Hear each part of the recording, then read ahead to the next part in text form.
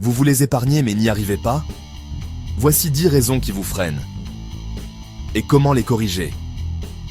À la fin du mois, on regarde son compte en banque et on se demande où est passé tout l'argent. On avait de bonnes intentions, on voulait mettre de côté pour un projet pour la sécurité ou juste pour se sentir mieux, mais il ne reste rien. C'est incroyablement frustrant et on finit par se dire que l'épargne, ce n'est tout simplement pas pour nous. On a l'impression d'être dans une roue de hamster, à courir sans jamais avancer financièrement, et ça peut même devenir une source de stress énorme au quotidien. Mais la bonne nouvelle, c'est qu'aujourd'hui, on va changer ça, pour de bon. La première raison, et c'est la plus énorme, c'est que vous n'avez aucune idée d'où va votre argent. Vous pensez savoir, mais en réalité, vous naviguez complètement à l'aveugle. C'est comme essayer de piloter un avion sans tableau de bord. Vous recevez votre salaire, vous payez quelques factures, vous faites des courses, vous sortez un peu, et tout à coup, pouf, le compte est vide.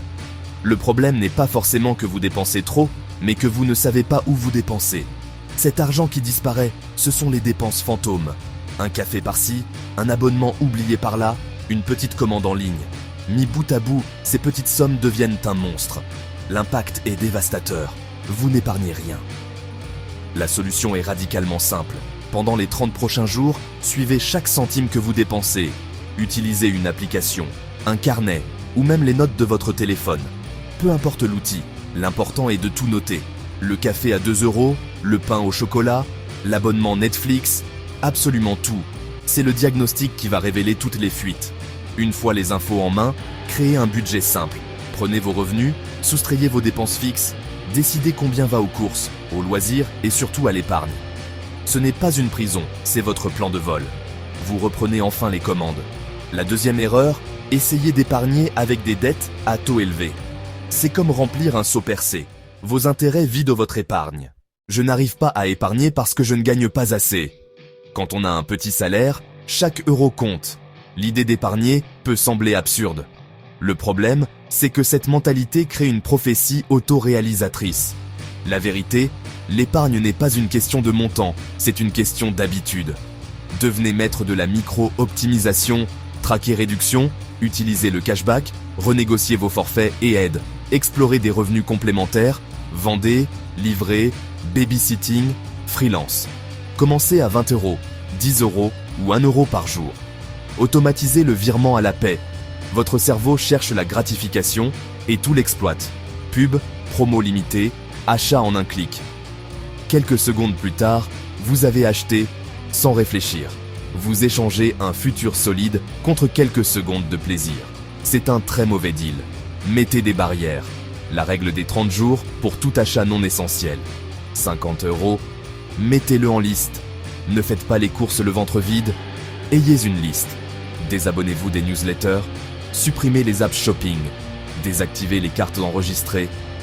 Ajoutez des clics. Laissez votre cerveau rationnel reprendre le contrôle. Chaque micro-obstacle protège votre épargne. La volonté est une ressource limitée.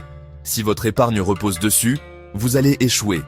À la fin du mois, la dernière chose à laquelle vous pensez, c'est d'épargner. Se dire « j'épargnerai ce qu'il reste », il ne reste jamais rien. La solution, l'automatisation. Dès que le salaire arrive, un virement automatique part vers l'épargne. Ainsi, l'épargne devient une dépense fixe. C'est non négociable. Configurez-le une fois, même pour un petit montant, le jour de la paie ou le lendemain. Puis, oubliez-le. Vous apprendrez à vivre avec le reste et votre épargne croîtra sans effort. Épargner pour épargner est démotivant. Donnez un nom et un prix à votre épargne avec des objectifs SMART. Par exemple, 3 000 € pour un voyage en 18 mois, 6 000 € de fonds d'urgence en 2 ans. Créez des cagnottes dédiées et suivez vos barres de progression. Célébrez chaque jalon. Vous n'avancez plus dans le vide. Vous progressez vers un rêve concret. Scénario, vous avez économisé, puis bam, machine à laver, voiture, facture médicale. Tout repart à zéro. La solution, un fonds d'urgence dédié, prioritaire, sur compte séparé et accessible. Visez 3 000 € d'abord, puis 3 à 6 mois de dépenses essentielles. Une tuile devient un simple inconvénient. Vos projets restent intacts. Le monde de l'image vous pousse à consommer pour impressionner des gens dont vous vous fichez.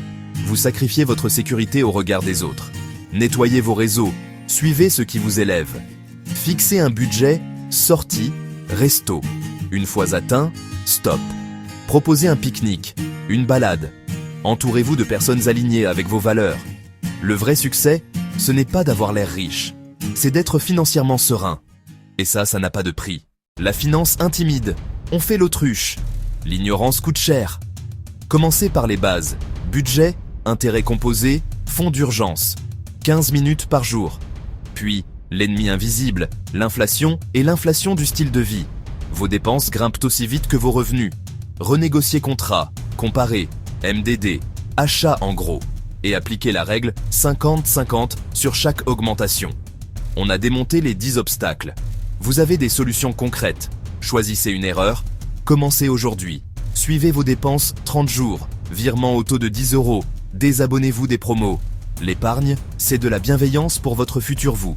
Si ces conseils vous aident, likez, abonnez-vous à Finance Facile et dites en commentaire l'erreur numéro 1 qui vous freine.